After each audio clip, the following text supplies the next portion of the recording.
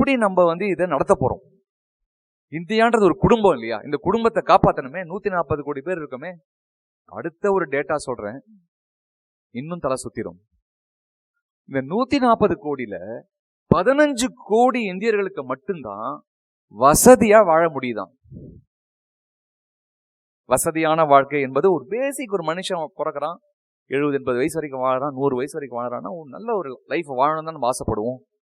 அப்படி பார்த்தா மொத்தமே 15 கோடி பேருக்கு தான், அதாவது 150 மில்லியன், 1450 மில்லியன் பாப்புலேஷன், அதாவது 140 கோடியில 15 கோடி பேருக்கு தான் நல்லா வாழ முடியுது, சிறப்பா வாழ முடியுது, செம்மையா வாழ முடியுது.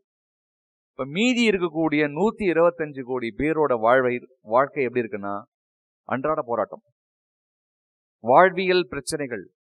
நம்ம யாருக்கும் தெரியல. மேபி நம்ம அந்த 5 கோடியில் இருக்கும்னு நினைக்கிறேன். இந்த 5 கோடியிலேயே சில ஏற்றத்தாழ்வுகள் இருக்கு.